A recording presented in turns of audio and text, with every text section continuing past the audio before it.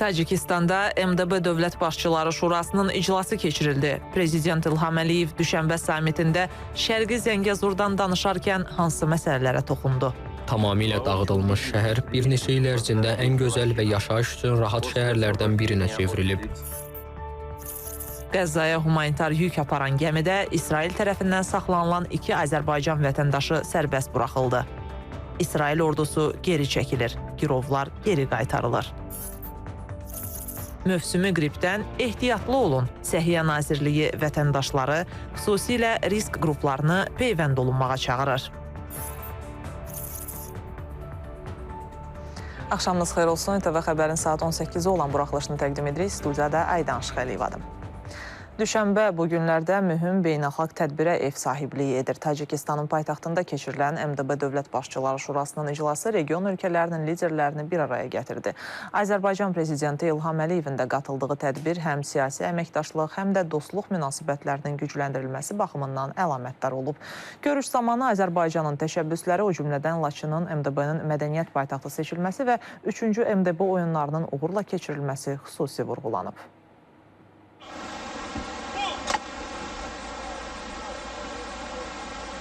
Prezident İlham Əliyev səhər saatlarında iclasın keçiriləcəyi Millət Sarayına gəldi.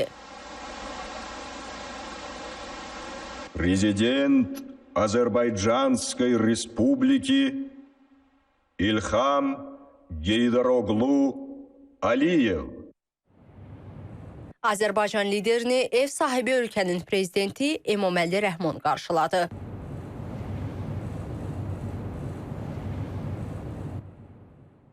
İlham Əliyevlə Emomali Rəhmon arasında təkbətək görüş keçirildi. Görüşdə iki tərəfli münasibətlərin hazırki vəziyyəti və gələcək perspektivləri ətrafında fikir mübadiləsi aparıldı.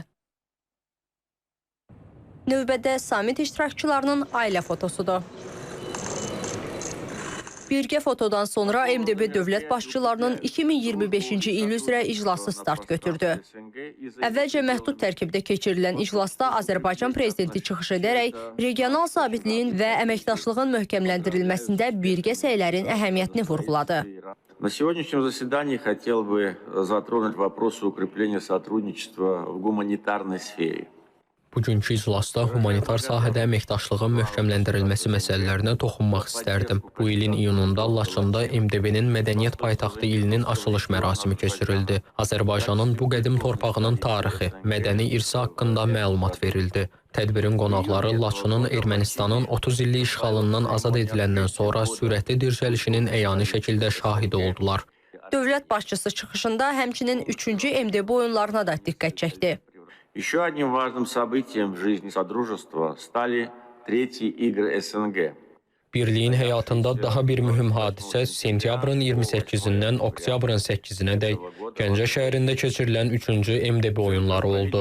Gəncə ilə yanaşı Azərbaycanın daha 6 şəhərində Qəbələ, Göygöl, Yevlax, Mingəçevir, Xankəndi və Şəkidə 13 ölkədən 1600-dən çox idmançı iştirak etdi.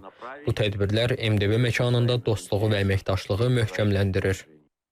MDB Dövlət Başçıları Şurasının geniş tərkibdə baş tutan iclasdakı çıxışlarından sonra isə sənədlər imzalandı. Sammitin yekunları üzrə MDB ölkələrinin liderləri 19 sənədə imza atdılar.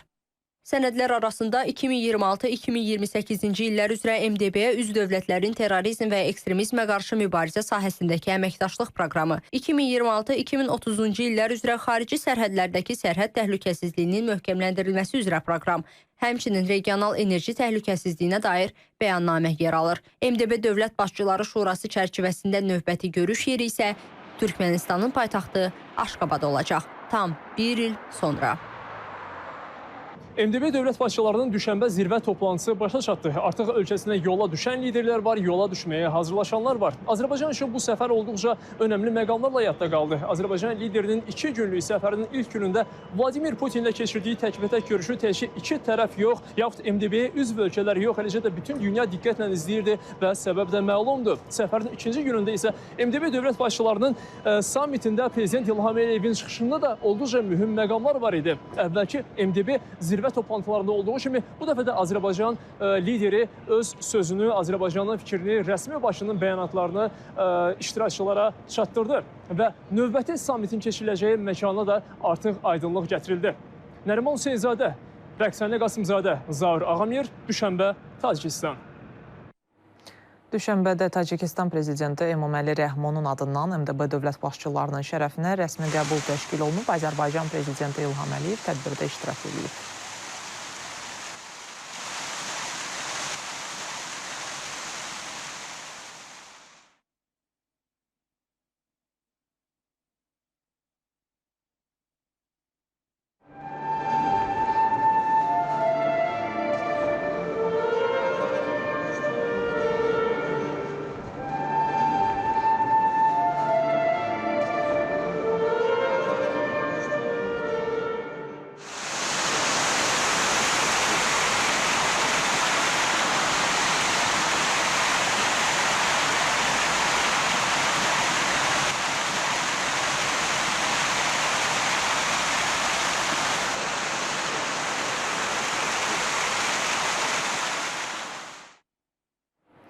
Rusiya-Azərbaycan münasibətlərində böhran yaşandığını söyləmək olmaz. Bunu Rusiya prezidenti Vladimir Putin Tacikistana səfərinin yekunları ilə bağlı mətbuat konfransında bildirib. Onun sözlərinə görə iki ölkənin iqtisadi əlaqələrində əhəmiyyətli dərəcədə inkişaf var. Dövlətlər arası münasibətlərdə hər hansı bir böhran olmayıb. Əgər bu böhran olsaydı, onda bizdə iqtisadi ticarət əlaqələrinin artımı müşahidə olunmazdı. Artım əhəmiyyətli dərəcədə olub. Fikrimcə, bu emosiyaların böhranı idi və başa düşüləndi. Bunun da səbəbi aydındır. Çünki biz çox ağır faciəli bir hadisə, təyyarənin qəzaya uğraması və onun sərnişinlərinin həlak olması ilə üzləşdik. Və bunu həll etmək üçün bizə vaxt lazım idi. Hazırda istintaq başa çatmaq üzrədir. Ümumilikdə hər şey aydındır, rəsmiləşdirməlidirlər. Mən çox ümid edirəm ki, biz bu səhifəni artıq çevirmişik. İrəliyə doğru gedəcəyik və heç bir çətinlik olmadan əlaqələrimizi inkişaf etdirməyə davam edəcəyik. Davam edirik. Qəzzaya humanitar yük aparan gəmidə İsrail tərəfindən saxlanılan iki Azərbaycan vətəndaşı sərbəst buraxılıb. Global Sumud humanitar flotiliyasının Azərbaycanlı üzvləri Pərvin Əzimov və Orxan Səmədzadənin də olduğu təyyarə İstanbul hava limanına eniş eləyib. Fəallara aeroportda jurnalistlər və çox sayda insan qarşılayıb. Fələstinin Həmas hərəkatı ilə əldə edilmiş razılaşma çərçivəsində İsrail ordusu Qəzza zolağında razılaşdırılmış mövqelərə doğru geri çəkilir. The Times of Israel nəşrinin məlumatına görə ordu gecə və bu səhər Qəzza zolağında əvvəlki mövqelərindən geri çəkilərək razılaşdırılmış cəbhə xətlərində yerləşməyə başlayıb. Razılaşmanın ilk mərhələsində qalan bütün girovlar 72 saat ərzində İsrailə qaytarılmalıdır. Artıq atəşkəs elan olunduqdan və İsrail ordusu geri çəkildikdən sonra Fələstinli ailələr Qəzza şəhərinə qayıtmağa başlayıblar. İsrailin baş naziri Benyamin Netanyahu bildirib ki, Həmas saziş çərçivəsində öhdəliklərini yerinə yetirməsə, İsrail sərt addımlar atacaq. החטופים כולם ישובו אלינו. בימים הקרובים בעזרת השם נביא את כולם. Həmas tərk ediləcək, Qəzza zolağı isə silahsızlaşdırılacaq. Əgər bu asan yolla əldə edilərsə, çox gözəl. Əgər bu mümkün olmasa, çətin yolla əldə ediləcək.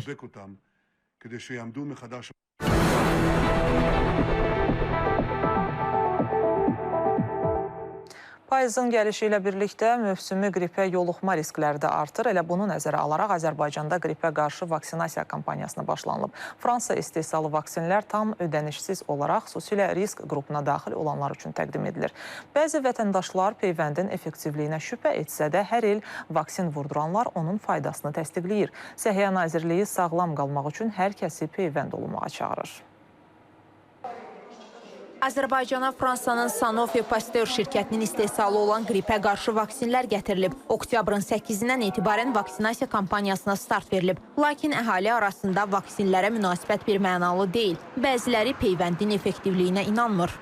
İndi peyvənd vurulanlar daha ağır keçirir. Naturallı şeylərlə, təbiətin yaratdığı nemətlərlə, zəncəfillə, darçınla, cürbəcür otlarla, dəmir otu ilə, zəncir otu ilə, nə bilim, cökə gülü ilə, belə şeylərlə müalicə eləyirik özümüzü. Az bir dozada olmuş olsa da o xəstəliyin daxil olması deməkdir də, yəni. Və bunun 100% qoruma təsiri olmağına inanmıram. Ona görə də eləmirəm. Digərləri isə hər mövsüm peyvənd olunur və nəticəsindən razıdır. Mən tez-tez vururam bu peyvəndi. Ona görə mən biraz çox pis qrip xəstəliyini keçirdirəm. Ona görə hər il çalışıram vurum ki, özümə sonra çətinlik olmasın. Respirator xəstəliklərə yoluxma hallarının qarşısının alınması məqsədi ilə Səhiyyə Nazirliyi vətəndaşları mövsümi qripə qarşı peyvənd olunmağa çağırır. Könüllü prinsipə uyğundur və tam ödənişsizdir. Poliklinikada hər gün səhər saat 8-dən 5-ə qədər vaksina olunur və bu start oktyabr ayının 8-dən verilib. Müraciət edən çoxdur, əhali arasında maraq çoxalıb, eləyənlər çoxdur. Gələnlər də var, zəng gelib soruşanlar da var. Risk qrupuna aid olan insanlar bu adətən tibb işçiləridir, hamilə qadınlardır və 6 aydan yuxarı uşaqlara bu vaksinasiyanı tövsiyə edirik. Vaksin təhlükəsizdir və keyfiyyətlidir. Heç bir fəsadlar vermir və əks göstərişləri yoxdur. Qrip əleyhinə peyvənd olunmaq istəyən vətəndaşlar regionlar üzrə rayon mərkəzi xəstəxanalarına, Bakı şəhəri üzrə isə ambulator poliklinik xidmət göstərən ilkin səhiyyə müəssisələrinə müraciət edə bilərlər. Elmira Seyfəddin qızı Namiq Ağayev, İTV Xəbər. Bu il FHN Akademiyasından 97 bakalavr, 15 magistr məzun olub. Bugün həmin gənc kursantların hərbi and içmə və məzunların buraxılış mərasimi keçirilib.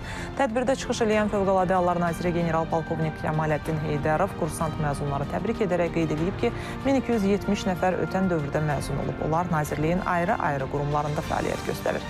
Yeni tədris ilində isə 100 nəfər akademiyaya qəbul edilib.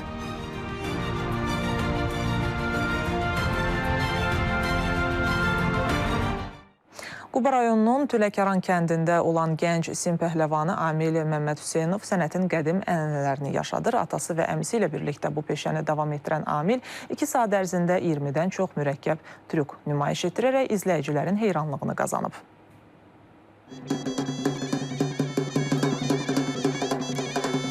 Sim pəhləvanlığı sənətinin Qubada özünə məxsus ənənələri var. Bu ənənələri yaşadan gənc pəhləvanlardan biri də Amil Məmməd Hüseynovdur. Amilin ən mötəbər çıxışlarından biri bu yaxınlarda, daha doğrusu sentyabrın 28-də Gəncə şəhərində 3-cü MDB oyunlarının təntənəli açılış mərasimində oldu.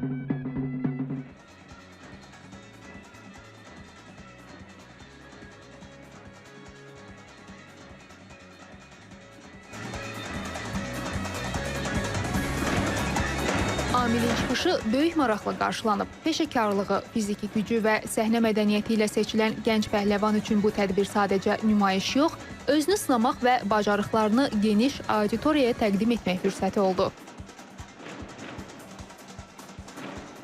Mən 2 aydır bu tədbirə hazırlaşırdım. Düzdür, əvvəllər də beynəlxalq tədbirlərdə olmuşam. Bu çox məsuliyyətli bir tədbir idi. Ən çətin nömrələrimi orada nümayiş elədim. Yəqin ki, öhdəsindən gələ bildim. Amil Qubanın Tüləkəran kəndində doğulub. Uşaqlıqdan atası Hafiz və əmisi Eldarın sim üzərində çətin hərəkətlərini izləyib. 7 yaşından simə qalxmağa başlayan Amil davamlı məşqlər sayəsində 13 yaşından artıq konsertlərdə çıxış edib.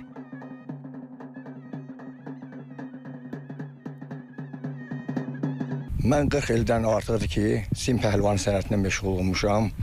Özüm də bunu kəndimizdə olan pəhlivanlardan öyrənmişəm, uşaqlıqdan öyrənmişəm. Hal-hazırda qardaşım, oğlum da bu sənədi davam etdirirlər.